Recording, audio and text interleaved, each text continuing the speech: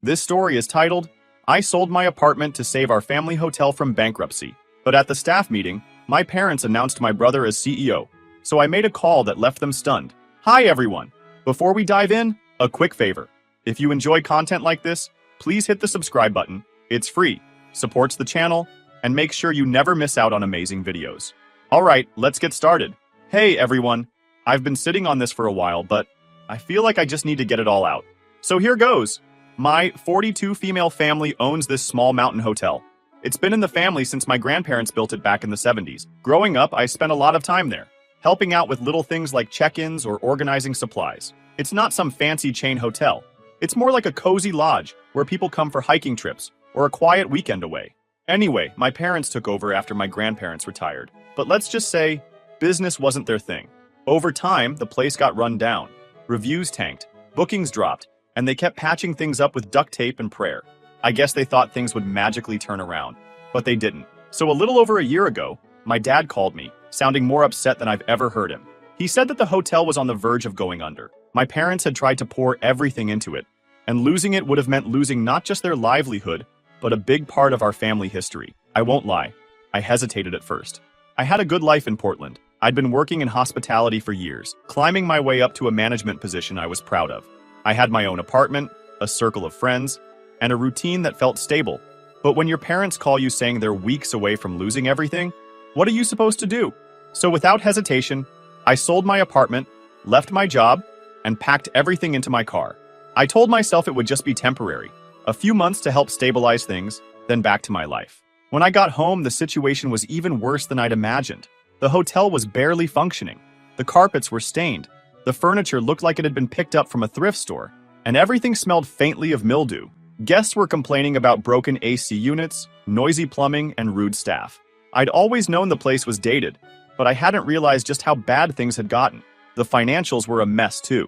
My dad handed me a stack of invoices, receipts, and bank statements in a shoebox, as if I could just wave a magic wand and make it all make sense. There were overdue bills, unpaid vendors, and accounts that didn't even reconcile. It was overwhelming, to say the least. I didn't have time to dwell on how bad things were, though. I took full responsibility and just started working.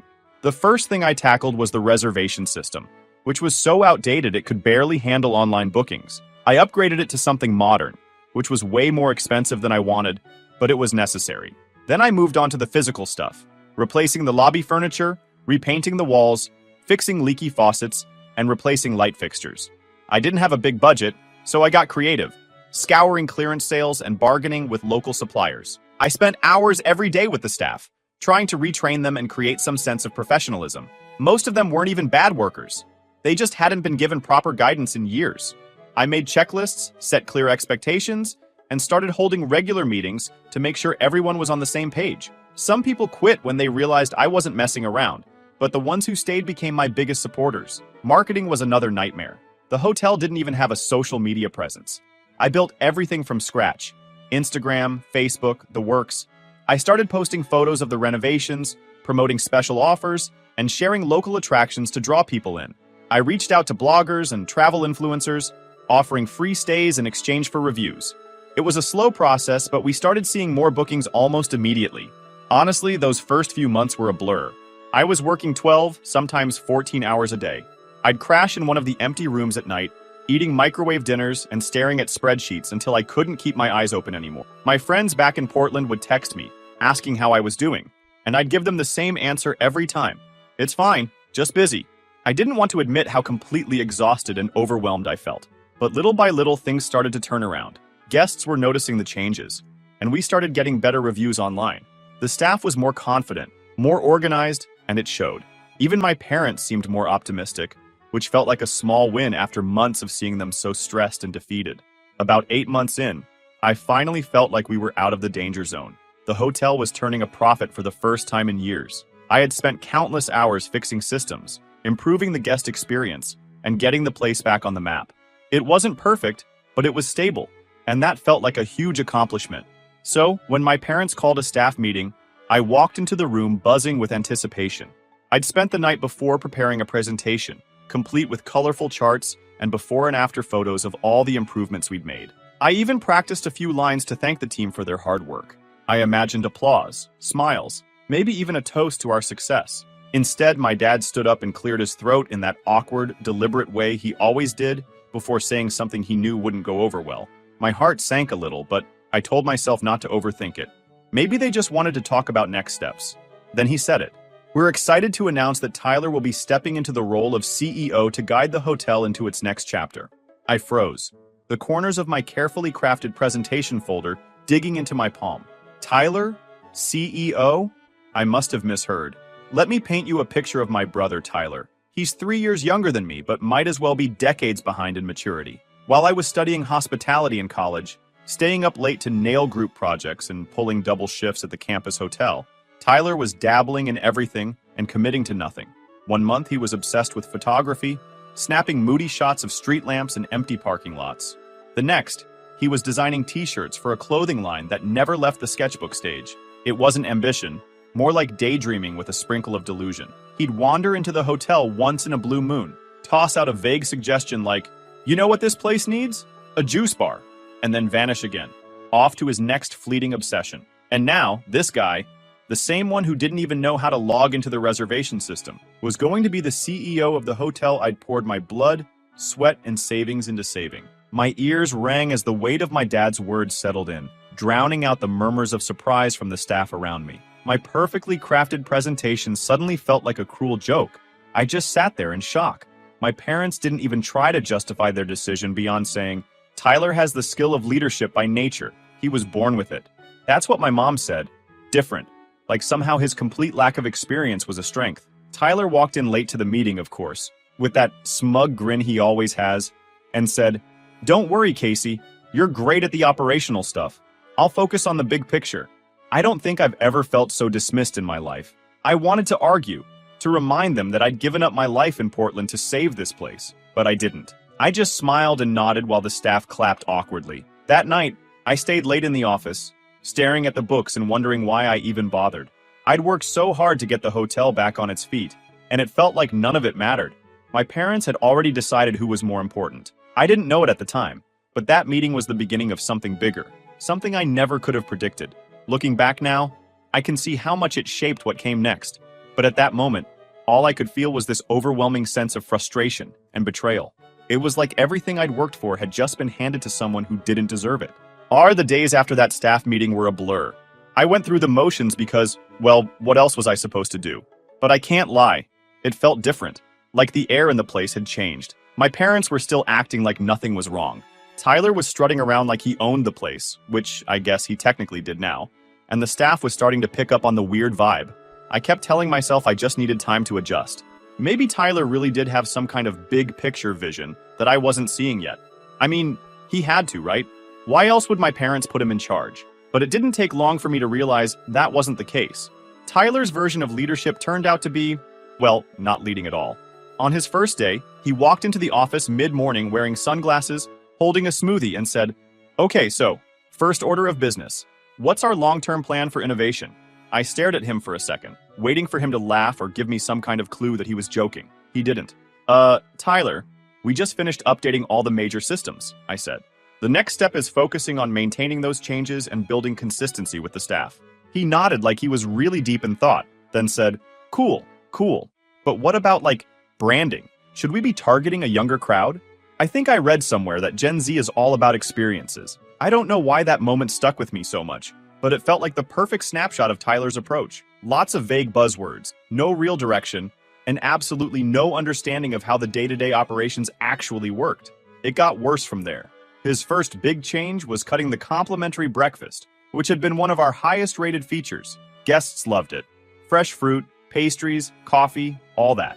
Tyler decided it was too expensive and replaced it with a self-serve coffee station and a basket of granola bars. I tried to explain how much this would affect guest satisfaction, but he just waved me off and said, "It's not about what people want, it's about what they need." Within a week, we started getting complaints. Guests who had been coming for years were leaving angry reviews, saying the hotel was cutting corners and losing its charm. One woman even said, "I come here every winter because it feels like home. Now it feels like a cheap motel." That one hurt. Tyler didn't care, though. He was too busy making bold moves, like firing Patricia, the head of housekeeping, because she wouldn't agree to his new scheduling system. Patricia had been with us for 15 years. She knew every inch of that hotel and trained almost all the housekeepers. Losing her was a huge blow, and the team felt it. When I tried to step in and explain how much we relied on her, "Do you even understand what you've done?" I snapped, "Patricia is the reason we've been getting 5-star cleanliness reviews. She keeps this place running." Tyler brushed me off. "We need people who are flexible, Casey. She wasn't a team player." When I pointed out the guest backlash from cutting the complimentary breakfast, my mom came to Tyler's defense. "He's trying new things," she said. Her voice clipped like I was being unreasonable. "You can't expect everything to work right away. Give him time." Meanwhile, I'd been the one dealing with angry emails and reviews all week, but apparently Tyler's vision was more important than actual results. I wanted to scream, "I sold my apartment to save this place and you're letting him destroy it." But I knew it would fall on deaf ears. They couldn't see past their blind faith in Tyler. But here's the thing. Tyler wasn't the one dealing with the fallout. I was. I was the one fielding complaints from guests when their rooms weren't ready on time because we were short-staffed. I was the one trying to calm down the other housekeepers who felt overworked and undervalued. Tyler? He was too busy brainstorming innovative marketing strategies to actually deal with the mess he created. And my parents? They were no help. Every time I tried to talk to them about what was going on, they just told me to give Tyler some space to figure things out. "He's new to this," my mom kept saying. Like that was a good excuse for him running the place into the ground. It all came to a head about a month after Tyler took over. I walked into the office one morning and found him sitting at my desk, eating a bagel and scrolling through his phone. "Hey, Casey," he said, without even looking up. "Quick question. Do we really need a full maintenance team? I feel like most of this stuff could be outsourced." I couldn't believe what I was hearing. The maintenance team was already stretched thin, and outsourcing would have been way more expensive in the long run. I tried to explain this to him, showing him the numbers, but he just shrugged and said, "Sometimes you gotta spend money to save money." That was the moment I realized I couldn't do this anymore. No matter how hard I worked, no matter how much I tried to fix things, it didn't matter. Tyler was in charge now, and my parents had made it clear they weren't going to step in. I was fighting a losing battle, but even though I'd mentally checked out, I couldn't just leave. The hotel was still my family's legacy, even if it felt like they didn't care about it as much as I did. I kept showing up every day, doing what I could to keep things from completely falling apart. And then one day, everything changed. I was driving back from a supplier meeting when I passed an old rundown building on the edge of town. It used to be a competitor of ours, back when it was still open. Now it was just sitting there, empty, with a faded "for sale" sign out front. I don't know what made me stop, but I pulled into the parking lot and just sat there, staring at it. The building was in rough shape, but it had potential. It was in a better location than our hotel, closer to the main road, and with stunning views of the valley. It was bigger too, with plenty of space for upgrades. I started thinking about all the things I'd wanted to do at the family hotel, but couldn't because Tyler or my parents wouldn't let me. Eco-friendly amenities, modernized rooms, a proper spa. The list went on. Looking at that old building, I realized I didn't have to keep fighting for something that wasn't mine. I could start fresh. I sat in that parking lot for over an hour, running through the numbers in my head. It would be risky, for sure. I'd already drained most of my savings, and buying the building would mean taking on a massive amount of debt. But the more I thought about it, the more it felt like the right move. That night, I couldn't sleep. My mind was racing with possibility, plans, and a million what-ifs. By the time the sun came up, I'd made my decision. I called the realtor as soon as their office opened and scheduled a viewing for later that week. I didn't know what the future held, but for the first time in months, I felt like I had control again. This wasn't about proving anything to my parents or trying to fix Tyler's mistakes. It was about building something for myself, something I could be proud of. As I'm writing this now, I think that moment in the parking lot was the first time I'd felt genuinely hopeful in a long time. I didn't know how hard the road ahead would be, but for the first time, I was excited to see where it would take me. The viewing later that week felt surreal. Walking through the old building, I could see all the problems it had: peeling paint, broken fixtures, worn carpets, but I could also see what it could become. The bones of the place were solid, and the layout had so much potential. Large windows with views of the valley, spacious rooms, and even a spot that could be turned into a proper spa. My mind was buzzing with ideas. The realtor was one of those overly cheery types, talking about how the place just needed a little TLC. I smiled and nodded, not bothering to correct her. I knew it was going to take more than a coat of paint to bring this place back to life, but for the first time in months, I didn't feel overwhelmed by the challenge. I felt motivated. By the end of the tour, I had already decided. I didn't even haggle. I just told the realtor I'd take it. She looked surprised, probably because most people would have walked away after seeing the state of the place. But she recovered quickly and said she'd start the paperwork. I called the bank that same day to start the loan process. It wasn't easy convincing them to give me the money, but I pulled every bit of experience I had, every connection, and managed to secure the financing. When the deal closed a few weeks later, I stood in the empty lobby of my new project, looking around at the cracked tiles and faded wallpaper. It was mine, completely mine. I didn't have to ask anyone for permission to make changes, didn't have to justify my decisions to anyone. That thought alone was worth all the sleepless nights I knew were ahead.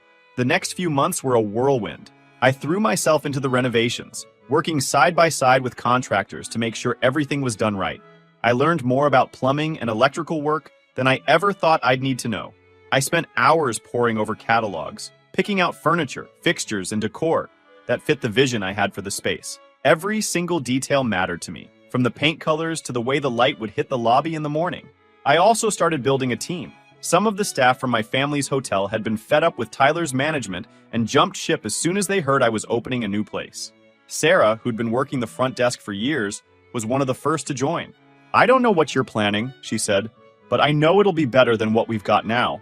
Patricia, the head of housekeeping Tyler had fired, also came on board. She cried when I offered her the position, saying she thought she'd never find work in the industry again after what had happened. Word got around town quickly. People were curious, some supportive, others less so. I overheard someone at the grocery store calling me spiteful for opening a competitor to my family's hotel. I ignored it. This wasn't about them. This wasn't even about my parents or Tyler anymore. This was about me finally doing something for myself. When it came to marketing, I went all in.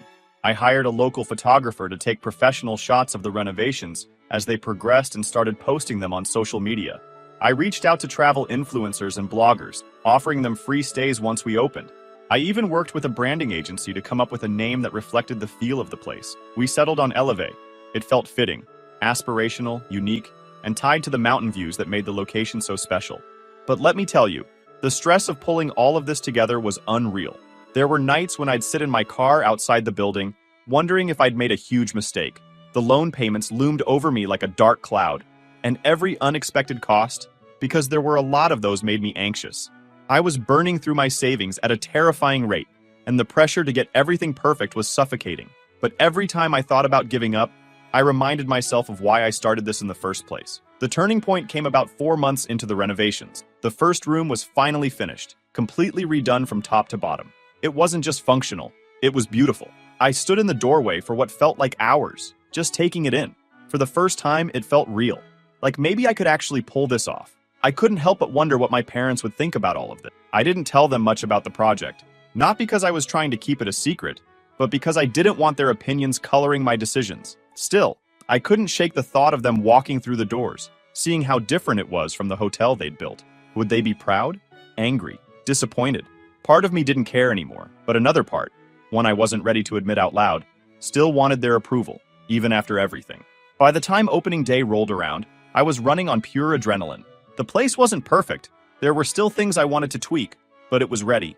We had a soft launch, inviting friends, family, and a few local business owners to check it out.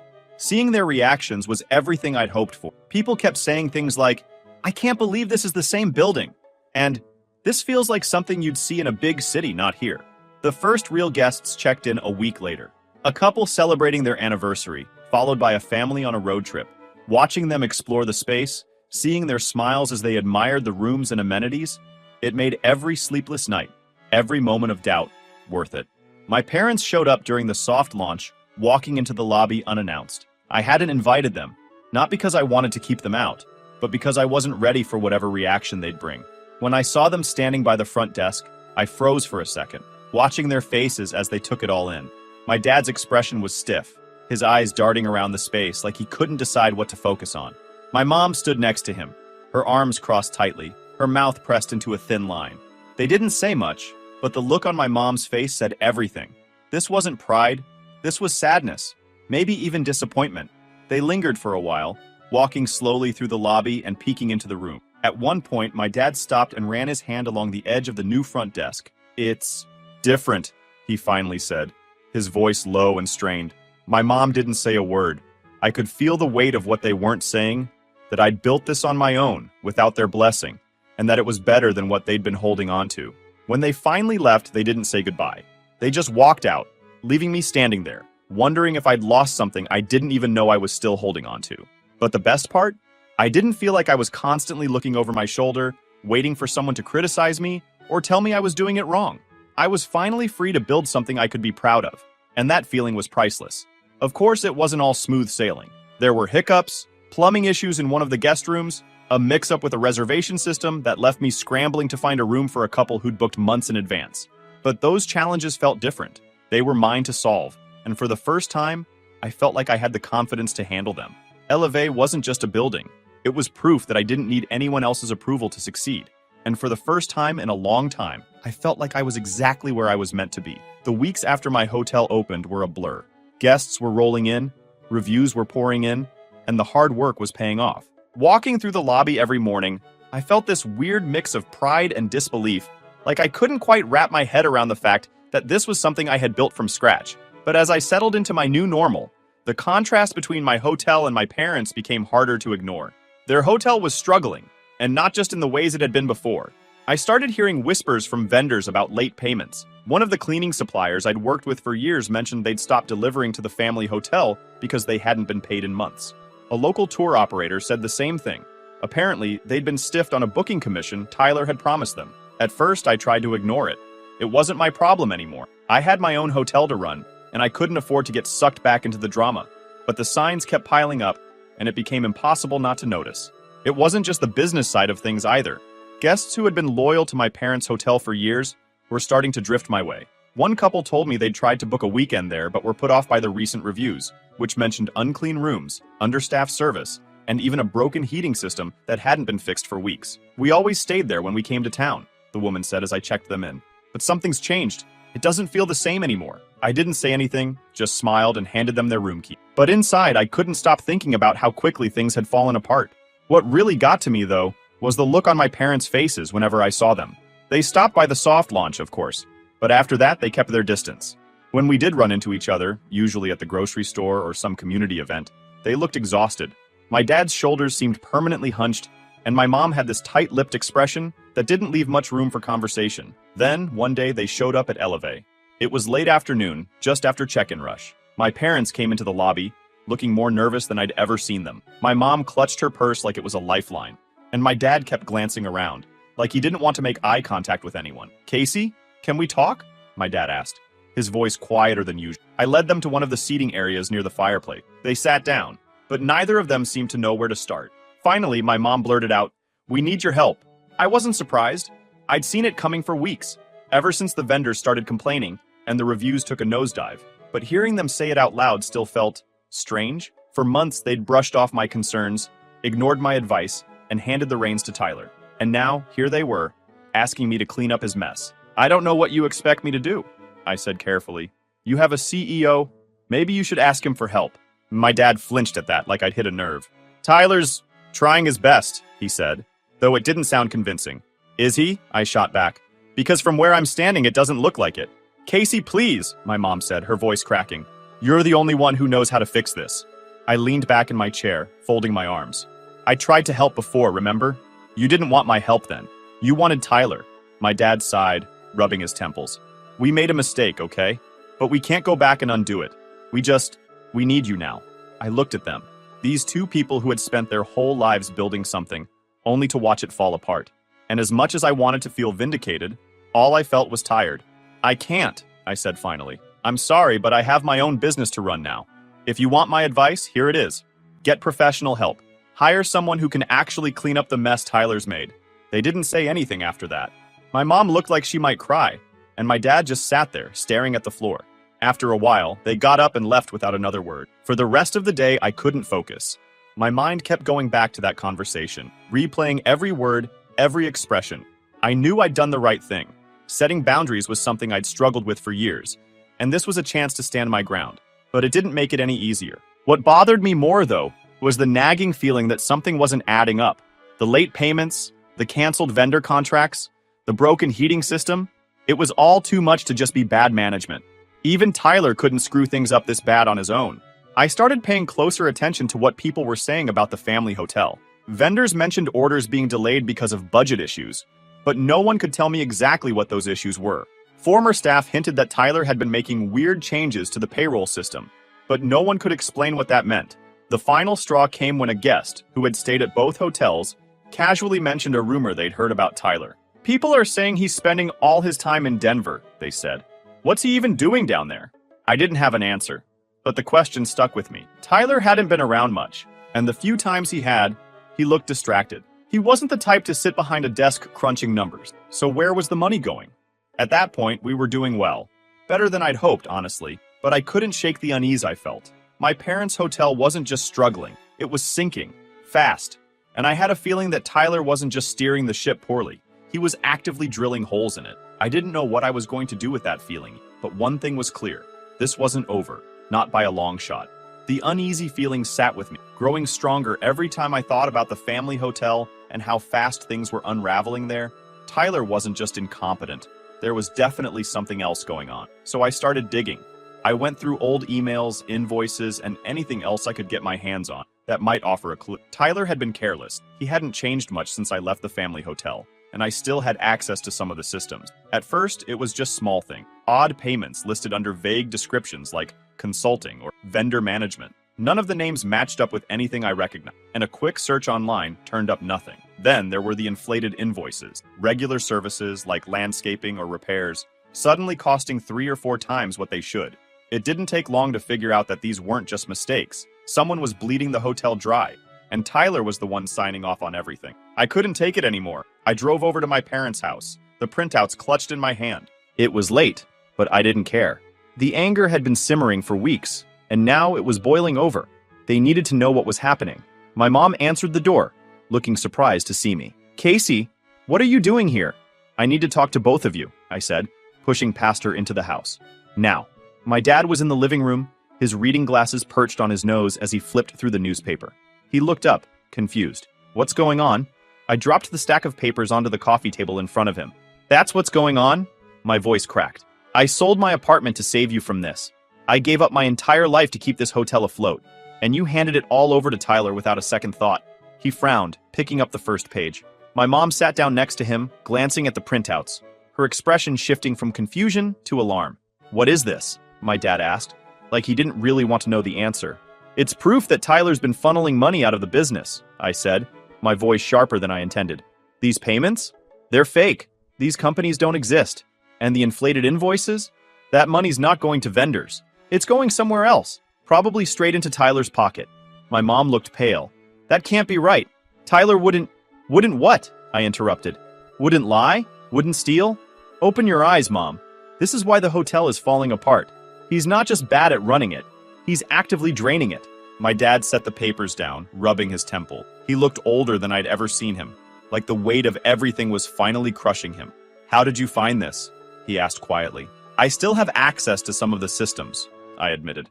"I've been keeping an eye on things because, well, let's be honest, I didn't trust him. And I was right not to."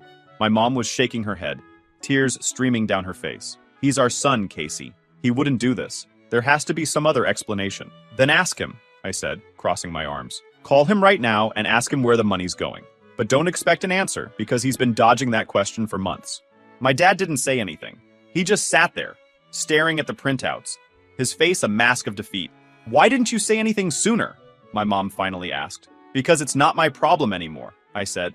"I warned you about putting him in charge. I told you he wasn't ready, that he didn't know what he was doing. But you didn't listen. You wanted to believe he could handle it. And now this is where it's gotten you." My dad looked up at me then, his eyes red-rimmed.